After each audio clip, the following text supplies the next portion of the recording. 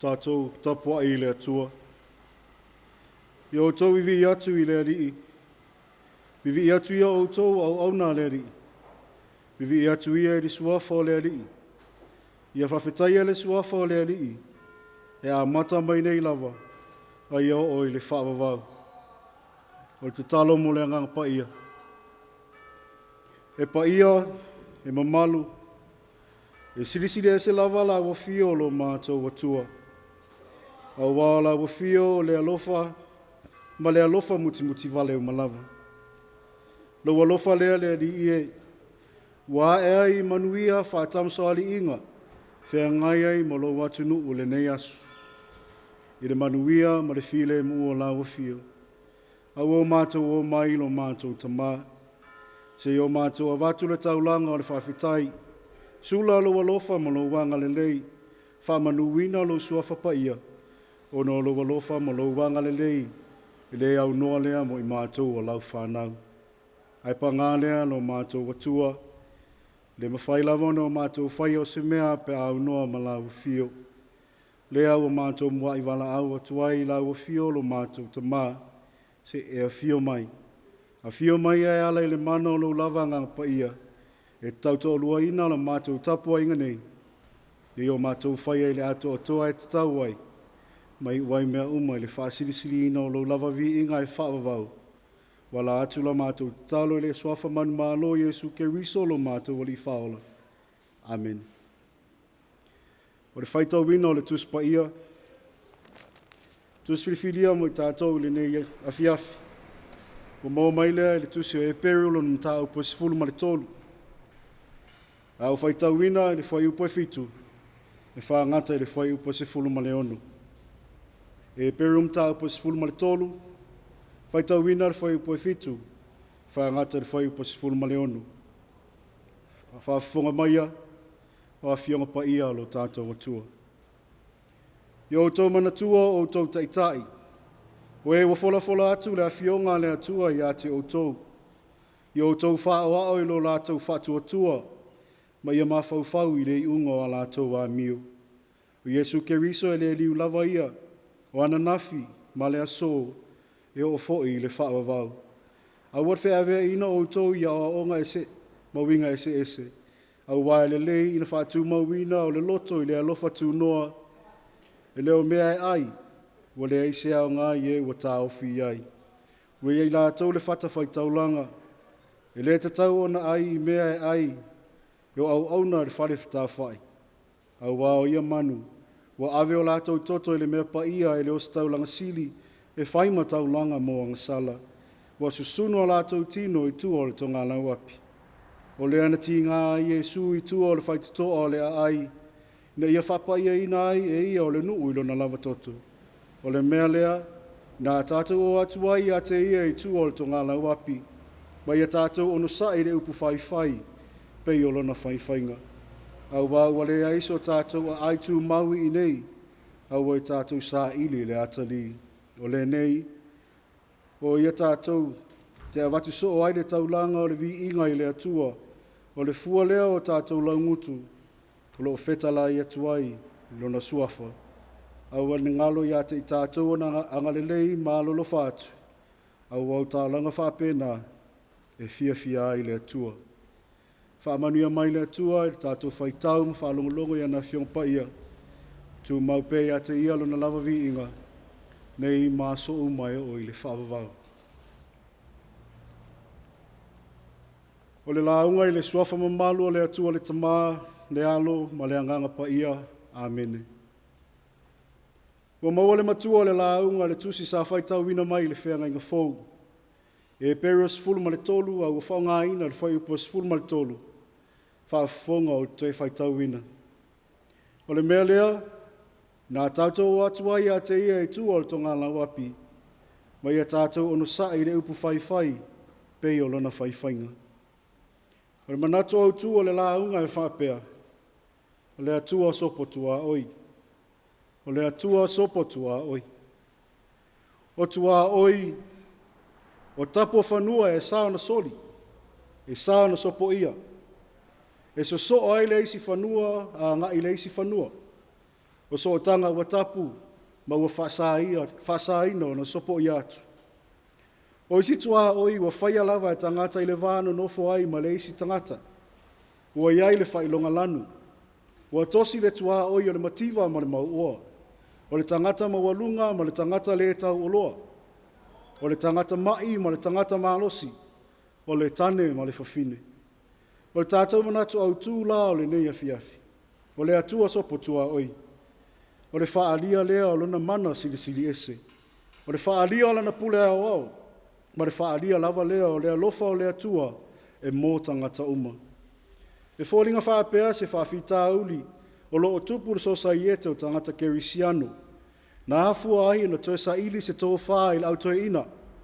O loo whaamauina i tusi nei e awhia ai ma le tusi nei e peru. E peio sa whaitauina. O le mea ua mauti noa. Ua tauau ina fiu fo i tangata e tatali le toe fio mai o Iesu. Se itali atuai i sauwanga ua whea ngai mai lātou. O le mata upule nei e sifuru ma le tolu. Ua vai ina i ni vaenga se lua. Mua whaamalo si au i le alofa. O lo le whai upu mua i le sifuru ma le fitu. Lua o le whaai unga ma le aotelenga. A le whai upa sifuru ma le tolu a whai maa tātou matua. O lo ta oto i le vaenga mua. Ma le whaamalo si au i le alofa. O le nei, nā tātou o atu ia i ate ia i tua o le tonga lauapi. Ma ia tātou ono sai le upu whai. Pei o lona whaiwhainga. Ua manino tua oi o le tonga lauapi. Maona tua atu. O tonga lauapinga po se whaapotopotonga o tangata. Ua se nofoanga o lono nofo le tu mauai. Ai ua whauai whale ma mea e tau na whaamautu wai. Ele o mauti noa pe ai sea ua tō lauapi ele nu. Ai le fōwia tū maanga ia Israelu. A walo lātou mā sani lea, mai lava i le malanga wha umi o le esoto. A tutonu nei to ngā lauapinga, o lo mautu mai mea umai osi ai taulanga i le atua. O lo iai o taulanga. O whatawhai taulanga ma mea umai whatu mauina ai le ola Tapuaiga o ta ngata i le atua. Ai fōringa mai le manato le tu stala e whata ua tu atu. Fafo atu o le li o tangata o te tonu o to ngā lauapinga. I la tau nei o lo mana o mia ai le ngaluenga whaola, ma whao atu iai le alofa o le atua. Le alae au mai le tiute, i nā tātou wō. O le wha moe o le ngaluenga ina ia whaia loa ma whaatino. O le tāua o le taimi nei. I le toe whaatali se iwa ai ni whaaringa. A le wala au ina ia o iai le whiau. Ia pai ai le tala le leia Iesu Keriso, ma ia whaola ina ia nganga o lo taa se i le pongisa peitai. O se wala au o lo o mai whaatasi ma se lui tele. A whai o le waaitalia lau tele lea o le sosaiete ua iai. O le tuaha oi o tua atu matutonu. O lo iai fo i le au mātau. O tangata ia o lo whai mai o lo lātou whai a le whaiva o le whai. Le whaiva o le tustusi lima. Le whaiva maasani o le amu ma le whaamasino. Le afuanga o le moomia ai o le loto tele. Moomia le ono sai. No le nātura wha le tangata lava lea. E fōi ai le tau whai. E fōi ai le amu.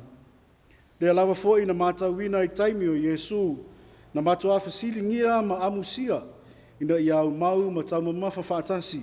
Ma tangata ua taua o tangata le mama. Le nātura o sosaiete. A le tō wha lea le autoe ina. I le tusi le nei o e peru. E le vao ia e nei mea whaatau waa. Le fina ngalo le atua mo ona tangata. E leo se whaafita uli le tau whai le tangata ua iai le amio le mauti noa i le alofa tu noa o le atua. O lona winga, o le taimi lava ua langona ai se mea lelei, ma se suinga lelei e te tau na whai. Whai loa, o le fina ngalo le nā o le atua. A le popo lenga o lo au mai le vaenga pito i lunga o le whaitaunga o le nei afiafi. Ina nei whiawea ia o tau e a o onga ese, ma winga ese. E fōringa mai o i, o lo tātia ai le whiau, au a te tele o le tusi le nei o e peru.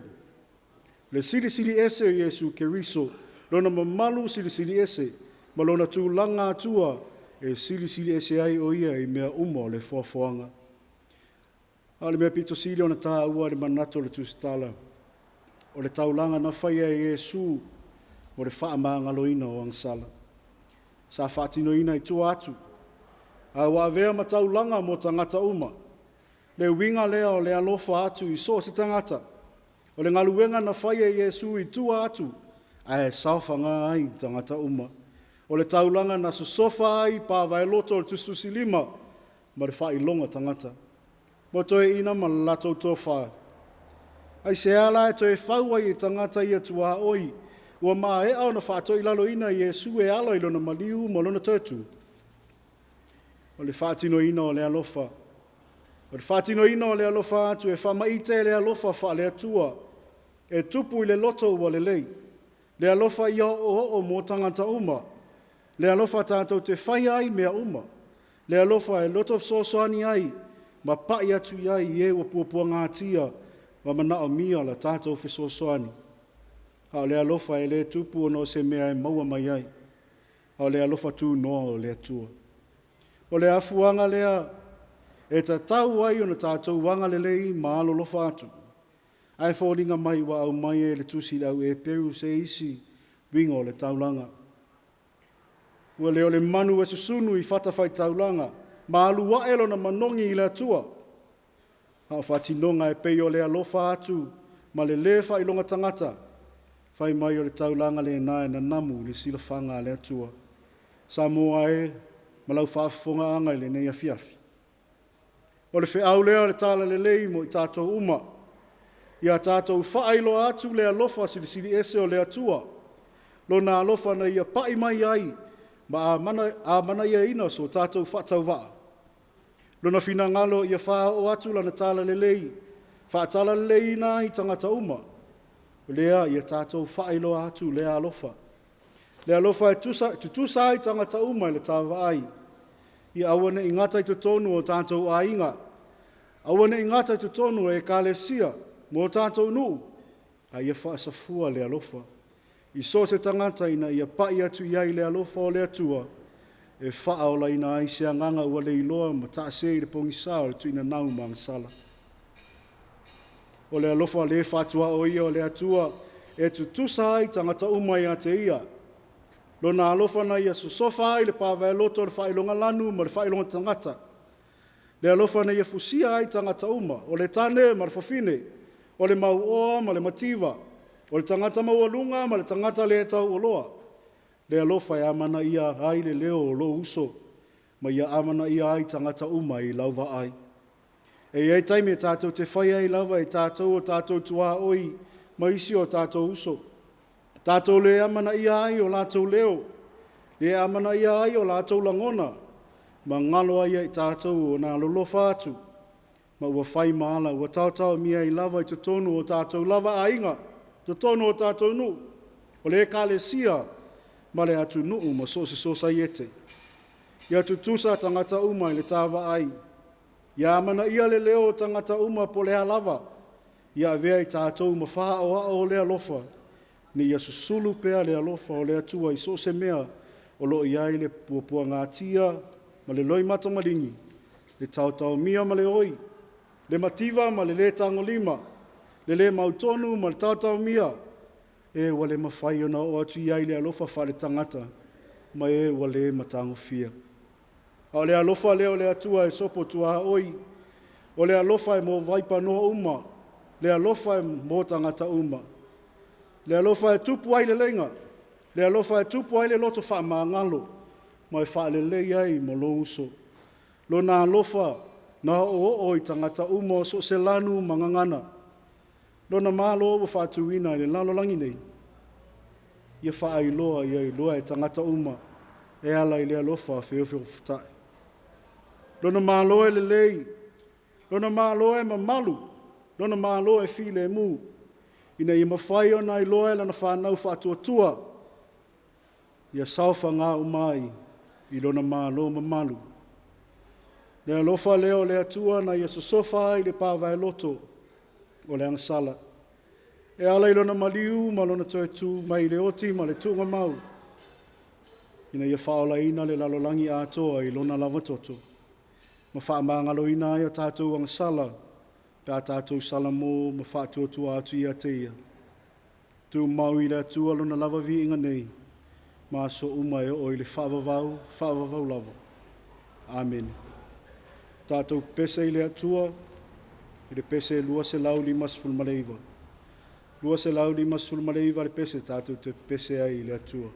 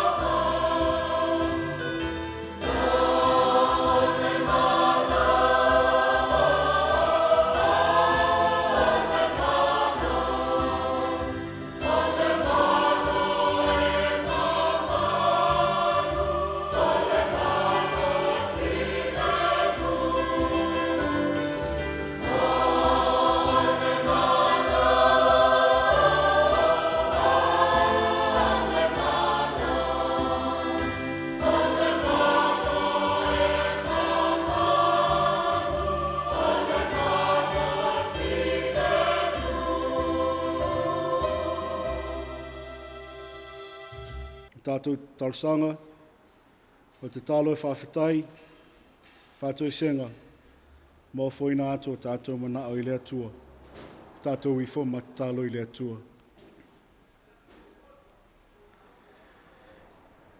No mātou tamai o le langi, e pa ia lava la ua whio, au wā la ua whio le atua e aoina vi ia ma whanene eina e tangata uma. Le atua o le alofa tu noa ma le alofa muti vale umalava. Le atua o ana nafi o le aso e o lava i le whaavavau. O mātou iai le nei Afiafi lo mātou atua. I le mapuane ai o lo watunu i wheau mga luenga. Lava singa umo le nei aso whanau ia o onga. Se i o mātou whaafo i atu lo mātou taulanga le whawhetai. Whamanuina lo suafa pa ia o no lo alofa e le au noa lea mo i mātou o lau whanau. Mātou whawhetai lo mātou atua i au whamanuianga i lunga lo mātou watunu nei o Samoa. O manuia o mātou tuwhitau whao, mātou whasoa iai. Mātou vi ia la o fio lo mātou watua. Manuia taitai o lo mātou watunu nei. Taitai o le mālo, taitai o e kalesia kerisia na uma. I lātou o lo taitai ina lo mātou watunu nei. Iala o la o fio. Ia Tofi le mū, ma ia manuia le savalinga o lo watunu. Mātou whawhetai lo mātou tamā. O le lava se tala vale langa i lo mātou watunu nei awa o lo tapua ao ina e lawa fio le soifua ma le ola. Lo manuia ai o mātou taitai. Manuia ai lau au whaingaluenga ngā lulua le tala le lei. Manuia le tapua inga malua na i o mātou matua tausi to tono a inga. I lātou o lo whaia le whaiva le tapua i ma te talo. Po le whala maula le ula. A o lo whaiva le loa loa lo watunu. Ana tama whanau i whea au mga luenga. Ai meise o onga lo mātou watua. Mātou vi ai la wafio o mātou toe mapuane i o mātou whale. O matu maumai pēa lo walofa mo lo wanga lelei a te i mātou o lau whanau. Mātou whawhetai le i lo marutia ino lo mātou watunu nei. E le tau whamatau mai o suinga le tau. O whaamai e pepesi e whapapole ina ai o mātou loto. Ai vi ia lava la wafio lo mātou watua. Au wā te leo tū la fua ina, e te leo tū au noa ina lo mātou watunu nei o Samoa, alo e alofa mai pēa ma e malutia le soifua ma le olo o tangata. Mātou vi ia lava la ua fion whamanuina lo suafa pa ia lo mātou atua. E ui lava fua ina o wāwhe moe le whainga malanga o nisi. Ia ua mātou whawhetai la ua fio lo mātou tamā. I lo lātou soifua ngā lulue, i wa e a mia lava. Ia lo ngalo lue pea mo la o fio lo mātou watua. Al mātou whawhetai lo mātou tamā, ue tu uale to tele o mātou. Whawawina o tiute ma whaiva. Tofi wewa, tofi ai whaonga inai le soifua ma le olo o tangata. Le leo mātou watua e mātou te vi ai pea la o fio e le mālosi whawawina. O le ola fau e whaopopo pea ia te mātou.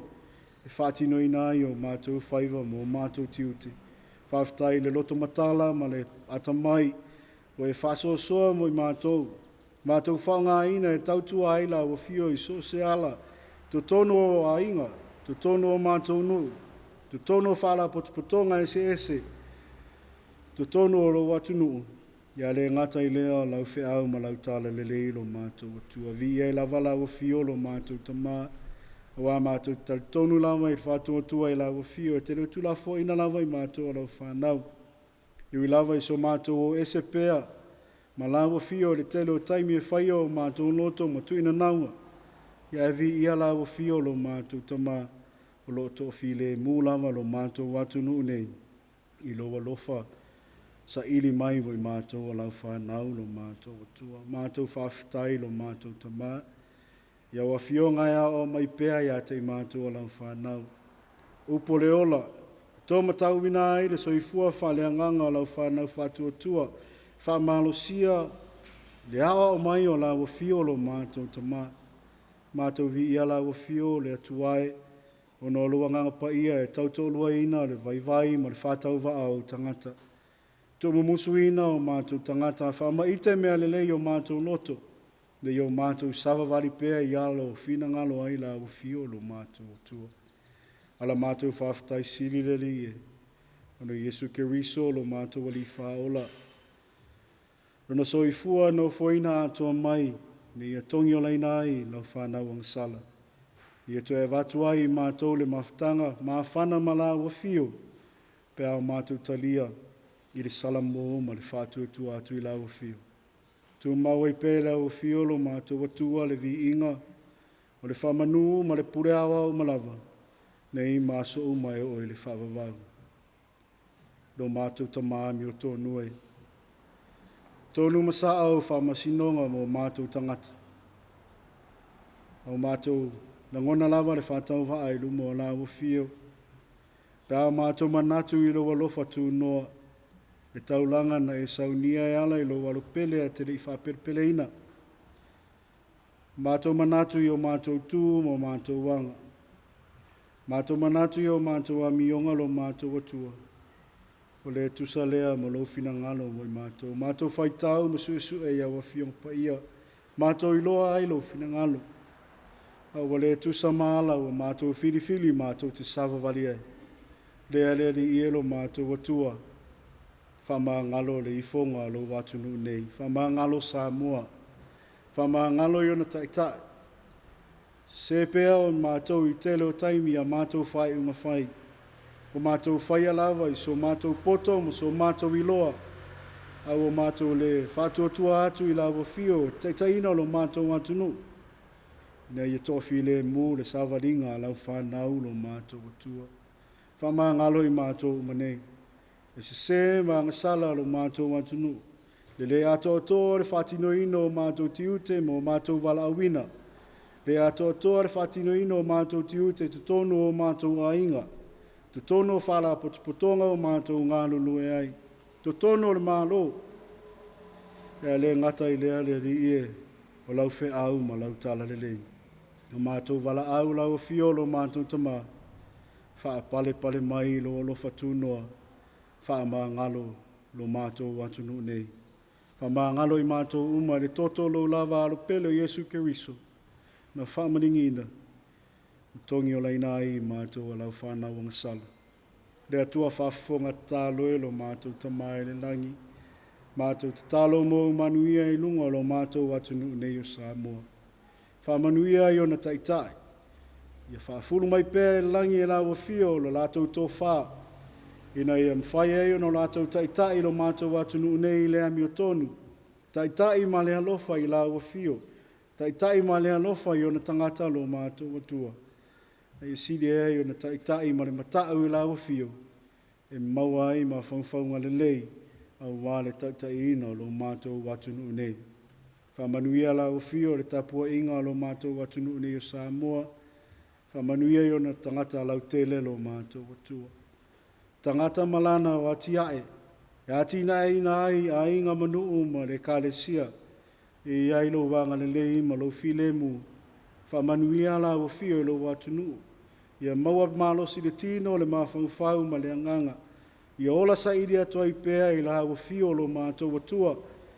Ina ia maua I mātou manuia lo mātou tausini o iai. Ina ia o mātou maua. Ia wā le lumanai o mātou a inga o whapea lo mātou watunu nei lo mātou tama. Mātou talo I lau fio I whamanuia I o nā ati nae. O nā ati nae uma o whaia a wāre a ngai I luma. O lo watunu nei. Ia awari itia e lo wangangam tapua au ina e lo au alofa. E manu ia ai fuafuanga uma o lo watunu. Ia walawa le ati na e ina lo mātou atua. Mātou te talo lo mātou tama I whamanu ia la mawhia o na ati na e uma. Ngāta I whale ma o na lau whanua.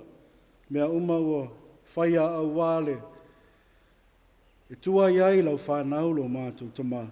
Mātou te talo le rie. Ia lofa mai la o fio. Ia taitai. Ma tapua au ina e loa lofa. I fusia I mātou uma e loa lofa ma loa wanga le lei lo mātou atua. Tofi le mua I pēa le savalinga lo mātou atunu nei. I lava le FSSA I o manatu ma langona. Ia mātou talo lava I lawa fio ma mātou tali tonu I lawa fio. e toa iai o mātou tangata tai toa tasi lo mātou tua. Mātou te talo le ia le nei afiafi. Pa manuia la o fio ia te ilato uma o whawawina o ngaluenga. Au wālawa le tausia ina o le Tofi le mua o lo mātou atunu nei o Samoa. I lātou o lo whiangai ma le puipuia o lo mātou atunu. Ia e meise o le soifua malolo ina o tangata. Ia mātou te talo i lau fio o lo mātou atua. Ia ngale lei lau fio e lau whanau.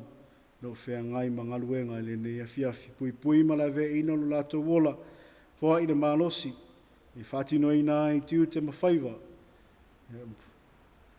Ia meise o le tautua ina o lo atunu nei o Samoa. Mātou te talo le li ie, tai mai lau fio, e whainga malanga o lo atunu. Tau whai unga le nei fwoi vai aso.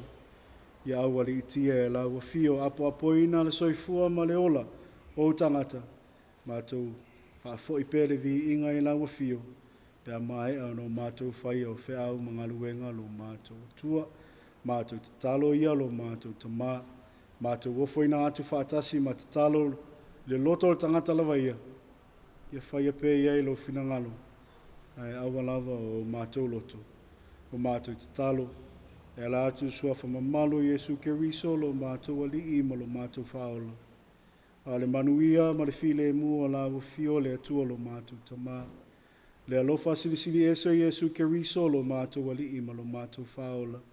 Le mawhitanga whai pēa ma lau lava a fio nganga pa iai. Ia tū maumailea i o mātou lunga. I lunga o lo mātou watunu nei ma lau whaofuanga atoa. Nei maso uma. E o i le whaavavau lava. Amen.